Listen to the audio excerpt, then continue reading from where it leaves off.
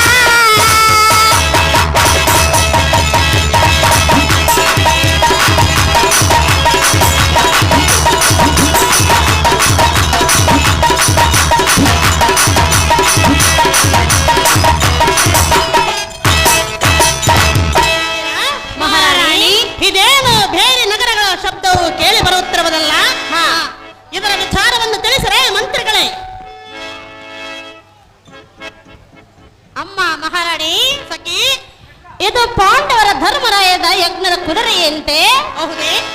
ಇದನ್ನು ಕಟ್ಟಿದವರು ಯುದ್ಧ ಮಾಡಬೇಕಂತೆ, ಇಲ್ಲವಾದರೆ ಬಿಟ್ಟು ಶರಣಾಗತರಾಗಬೇಕಂತೆ. ಮಹಾರಾಣಿ ಸಖಿ, ಇದರಿಗೆ ಭಿಂಗವಲಿಗೆ ಅರ್ಜುನ ಋಷಿಕೇತು ಪ್ರದ್ಯುಮ್ನ ಮೊದಲಾದ ವೀರಾದಿ ಬಂದಿರುವಂತೆ ರಾಣಿ ಪಣೇಣಿ. ಏನು ಇದು ಧರ್ಮರಾಯನ ಯಜ್ಞದ ಅಶ್ವದ ಕುದುರೆಯೇ? ಹಾ, ಇದನ್ನು ಕಟ್ಟಿದವರು ಕಪ್ಪು ಕಾಣಿಕೆಯನ್ನು ಕೊಟ್ಟು ಶರಣಾಗತರಾಗಬೇಕಂತೆ. ಹೌದು. ಎಲ್ಲವಾಯಿತೆಂದರೆ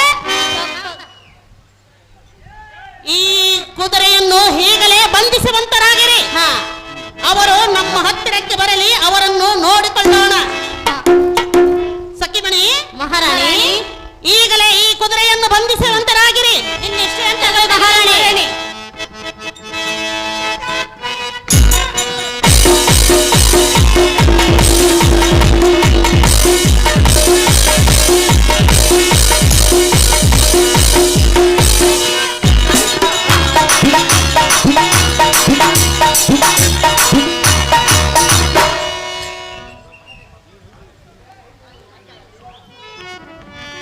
ಅಹೋ ಚಿತ್ರರೇಖೆ, ಮಹಾರಾಣಿ ನೀನು ಪ್ರದ್ಯುಮ್ನನ್ನು ಪ್ರೀತಿಸು.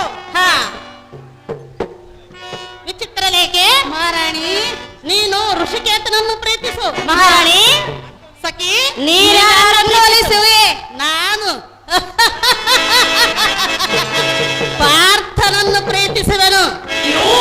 ಮಹಾರಾಣಿ ಸಖಿ ನೀವಿನ್ನು ಕನ್ಯಮಣಿ ಅಲ್ಲವೇ? ಗೊತ್ತಿರುವುದು. ಹಾ, ಆದರೇನಾಯಿತು, ನಾನು ಮೂರು ಲೋಕದ ಗಾಂಡೀವಿ ಎನಿಸಿದ ಅರ್ಜುನನನ್ನೇ ವರಿಸುವೆನು. ಹಾ, ಪಾಣಿಗ್ರಹಣವನ್ನು ಮಾಡಿಕೊಳ್ಳುವೆನು. ಸಖಿಮಣಿ ಮಹಾರಾಣಿ ಮುಂದೆ ನೋಡು ನನ್ನ ಧೈರ್ಯದಲ್ಲಿ. ನಿಮ್ಮಿಷ್ಟದಂತಾಗಲಿ ಮಹಾರಾಣಿ.